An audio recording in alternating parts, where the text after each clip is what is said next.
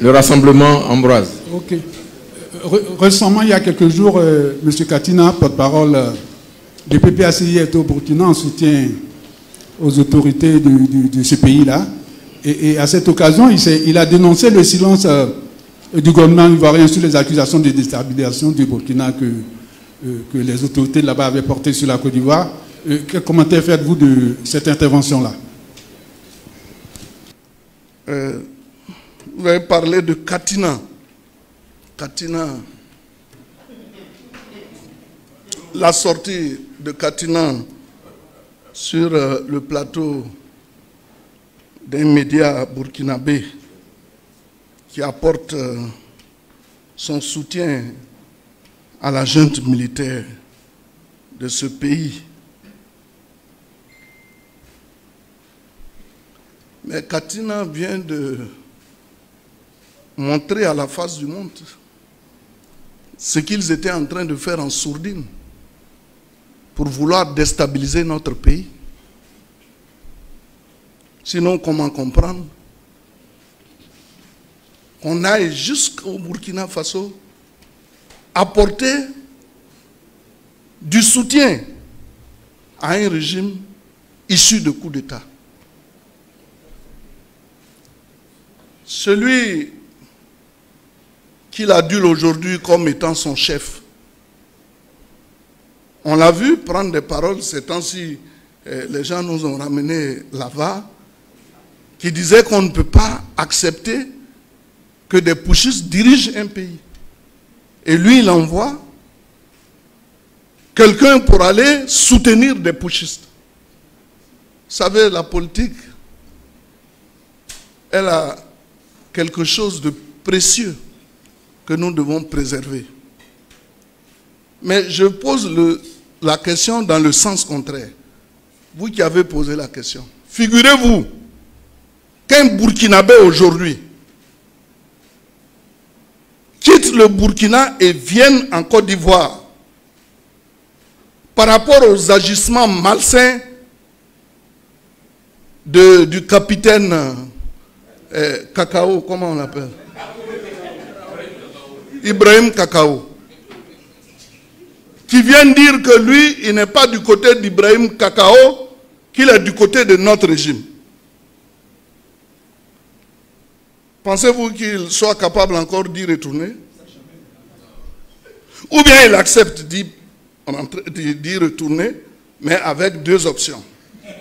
Dès qu'il arrive, on l'envoie au front, où il va se faire tuer, ou bien on l'exécute.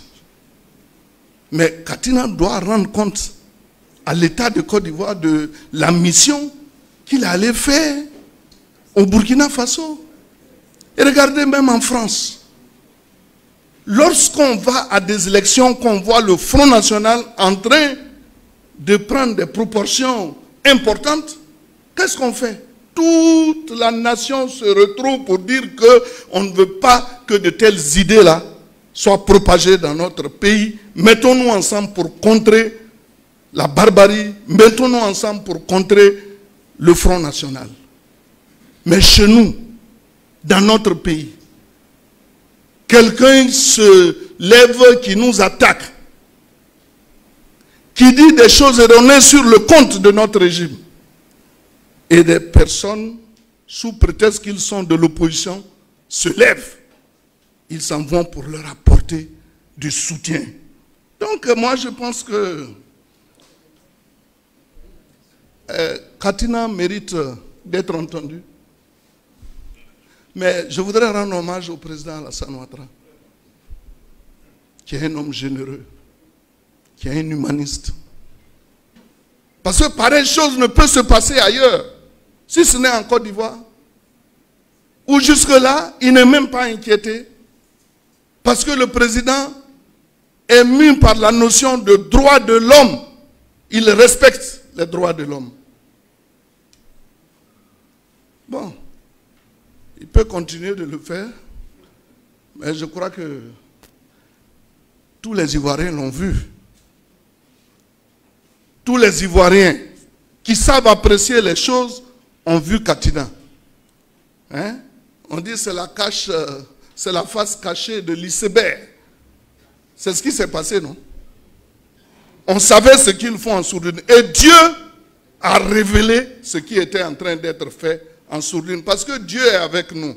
Dieu est avec le président Alassane Ouattara. Et Dieu est contre eux. C'est pour ça qu'il les a révélés. Mais ils sont vaincus. Il faut aller leur dire qu'ils sont vaincus.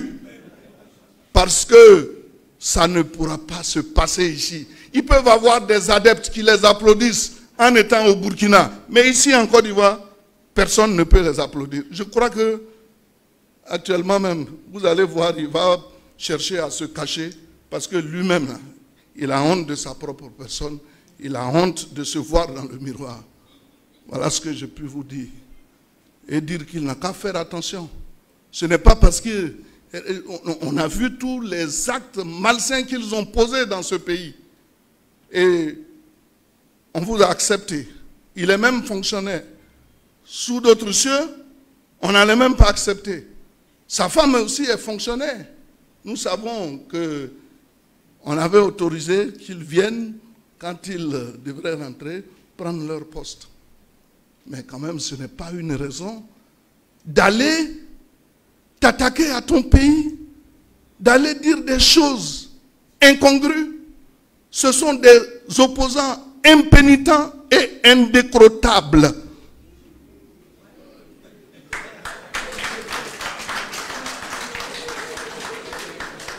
Voilà ce que je peux dire.